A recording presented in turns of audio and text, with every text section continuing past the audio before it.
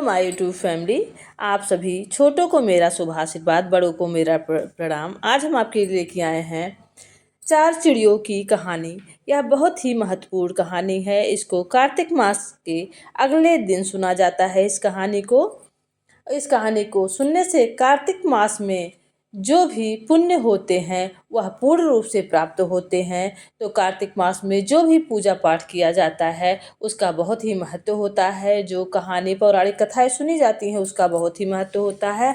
तो उसमें से ये कहानी ये भी है, चिड़ा चिड़ी की कहानी। जो भी ध्यानपूर्वक भक्ति भाव से इस कहानी का श्रवण करता है उसकी सभी मनोकामनाएं पूर्ण होती हैं और कार्तिक मास का पूर्ण रूप से फल प्राप्त होता है। तो आइए सुनते हैं। सुनने से पहले आप सभी से रिक्वेस्ट है, प्रार्थना है कि चैनल को जो नहीं सब्सक्राइब किए हैं सब्सक्राइब कर लें, लाइक करें, ज़्यादा से ज़्यादा शेयर करें और कमेंट बॉक्स में अगर आप भक्त हैं, प्रभु में विश्वास रखते हैं तो कमेंट बॉक्स में जय विष्णु भगवान लिखना ना भूलिए। आइए सुनते हैं। आप सभी पर विष्णु भगवान की कृपा बनी रहे। आइए सुनते हैं चिड़ा चिड़ी की कहानी। इस कहानी को कार्तिक मास की पूर्णिमा के अगले दिन सुना जाता है। इस साल यह कहानी 15 नवंबर 2024 दिन शुक्रवार को सुनी जाएगी। एक बार की बात है, चार चिड़िया थी। वह चारों ही कार्तिक का स्नान किया करती थी। पड़वा प्रतिपदा के दिन उन्होंने सोचा कि खिचड़ी बनाते हैं। सभी ने मिलकर घी, चावल और दाल का जुगाड़ किया और खिचड़ी बनाई। सबने सोचा कि पहले नहा कर आते हैं, फिर खिचड़ी खाएंगे। पहले एक चिड़िया नहा कर आई, बाकी नहीं आई।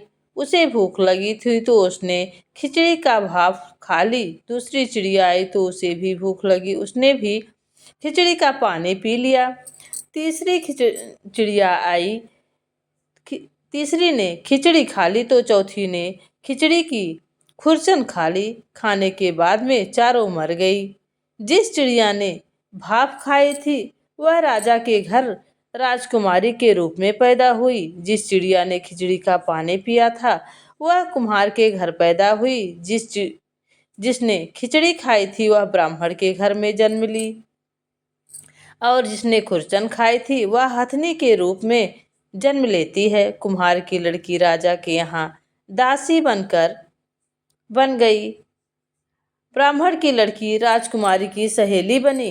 हथनी की राजा के यहाँ आ गई। राजकुमारी बनी चिड़िया को पिछले जन्म की सभी बातें याद आ गईं। राजकुमारी का विवाह हुआ तो उसने राजा से कहा कि मैं अपने साथ इस दासी और अपनी सहेली को भी ससुराल लेकर जाऊंगी। तो राजा ने कहा ठीक है, ले जाना।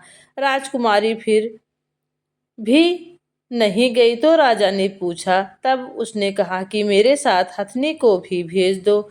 लेकिन हथनी जाने को उठी ही नहीं। तब राजकुमारी ने उनके कान में पिछले जन्म की सारी बातें कह देती है, जिसे सुनकर हथनी अब उठ जाती है।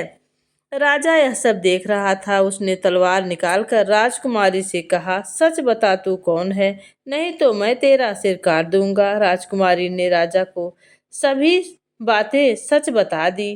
पिछले जन्म की सभी बातें सुनकर राजा बोला कि यदि कार्तिक स्नान का इतना महत्व है तब हम भी जोड़े से कार्तिक नहाकर दान पुण्य करेंगे।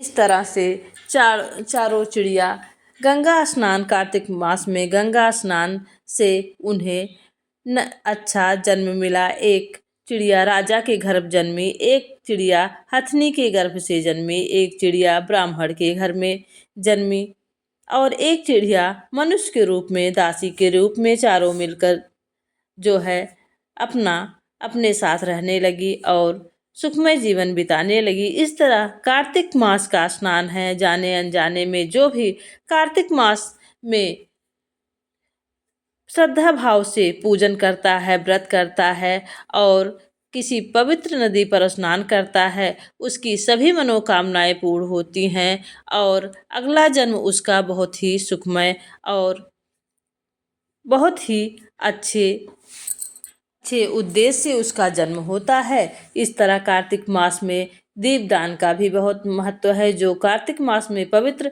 स्नान करके किसी गंगा नदी या किसी पवित्र नदी में स्नान करके दीपदान करते हैं, तुलसी की सेवा करते हैं, विष्णु भगवान की पूजा अर्चना करते हैं और इस 5 वृक्ष के नीचे दीपक जलाते हैं। उनकी सभी मनोकामनाएं पूर्ण होती हैं, उनके जीवन में दुख कभी आ ही नहीं सकता।